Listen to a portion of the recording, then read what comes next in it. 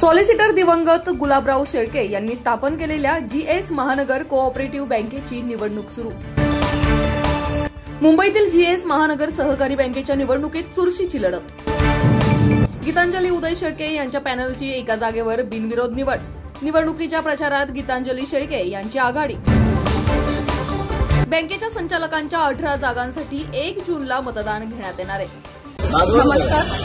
ही GS महानगर cooperative bank ही आदरणीय solicitor Gulabrao Shelke यांनी व त्यांच्या सहकाऱ्यांनी अत्यंत कष्टाने उभी केलेली आहे। 10 रुपयाची शेअर गोळा करून 1973 साली ही बँकेची स्थापना झालेली आहे। पहिलं तिचं नाव अहमदनगर कोऑपरेटिव्ह बँक होतं, त्याच्यानंतर महानगर कोऑपरेटिव्ह बँक करण्यात आलं आणि त्याच्यानंतर आदरणीय उदयदादा शेळके यांनी त्याचं जीएस महानगर कोऑपरेटिव्ह बँक असं नामांतर केलं। अनेक छोटे मोठे उद्योग करणारे लोक आज कोट्याधीश ह्या बँकेमुळे झालेले आहे। आदरणीय शेळके साहेबांच्या आशीर्वादाने झाले, आदरणीय उदयदादांच्या आशीर्वादाने झालेले आहेत। तुम्ही जर बघताल तर आज आम्ही या लालबागच्या मार्केटमध्ये सर्वसामान्य सगळ्या सभासदांना भेटलेलो आहे। तिथं काही भाजी विक्रेते आहेत, काही मिरची कांडक मशीनवाले आहेत, काही व्यापारी वर्ग आहे आणि सर्वांच्या तोंडून आदरणीय शेळके साहेबांची आणि उदयदादांची आठवण ही भरभरून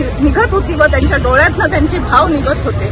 आपल्याला ही बँक टिकवायची आहे आणि जी गतवैभव होतं, जे आदरणीय शेळके साहेबांच्या वेळेस व उदयदादांच्या वेळेस जे गतवैभव होतं ते पुन्हा एकदा ह्या जीएस महानगरला बँकेला व त्यांच्या सर्व सभासदांना मिळवून द्यायचं आहे आणि त्यासाठी आम्ही सर्व सहकारी व तुम्ही सगळे सभासद यांनी एकजूट मिळून आपल्या ह्या पॅनलला, जे पॅनलचं नाव आहे सॉलिसिटर गुलाबराव शेळके संस्थापक पॅनल, ज्याची निशाणी आहे कप्पाशी, याला 18 ठिकाणी शिक्के मारून भरभरून असं मतदान करावं ही मी सर्वांना प्रार्थना करते। धन्यवाद।